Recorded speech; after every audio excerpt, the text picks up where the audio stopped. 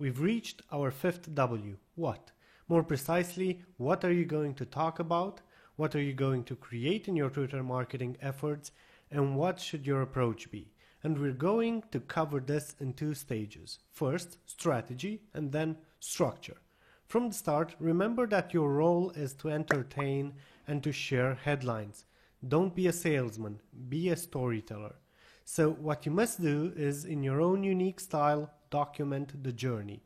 This can be done very similar to the way you use Twitter for your personal profile, maybe with a few less images of you drunk at parties. But seriously, within all the updates, news, and all the other snippets of content, your company's storyline should be the pivot of all your social media efforts. You can post images of a new product still under development. Ask people to complete a survey to win the chance to get your new product for free. Present a new hire. Celebrate the company milestone you've reached. Be it sales, Twitter followers, 5 years of being in business, anything that's important to you. On top of that, you can add quotes, recent news that can be appealing to your audience, images, videos, and so on. When creating your content, remember one rule. There are no rules. In fact, I recommend you be opinionated and share your view of the industry you're in and also how you think things should be done to the mutual benefit of both the providers and the client. Become an active voice and leave the comfortable seat of a passive observer. That's about all in relation to approach, but on all this strategy you need to apply structure, otherwise you're just winging it and will never achieve any significant goal. So you should think of your Twitter marketing the same way a news scroll or news ticker works. You know that rolling strip of news that scrolls at the bottom of the screen on news channels? So let's go into more depth in regards to structure. Okay, so as far as structure goes, first you need to determine a time frame for your content milestones. I recommend planning things on a weekly basis. So each week on Friday or during the weekend, you plan on what content you will be publishing during the next week.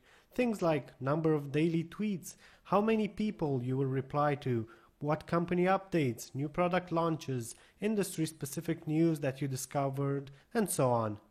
Another essential thing to keep track of is the weekly budget, and I'm not referring to money alone, but in particular the time spent on social media marketing.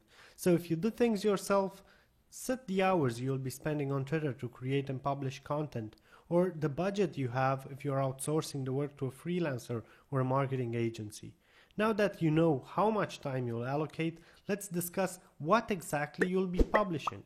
The easiest type of content is sharing external links with news specific to your industry, but the downside of this is that you are sharing other people's content and not your own, so you're only getting breadcrumbs from the value of your social media efforts. The ideal thing to do is to create your own content, share your own company blog posts, but if your company blog is not updated frequently enough, you'll run out of content to share pretty soon. So you'll need to think this thoroughly. How much original content are you willing to create? Other types of content you could create are images relevant to your business. So if you sell bikes, post images of your bikes. If you own a flower shop, fill your feed with stunning flower snapshots.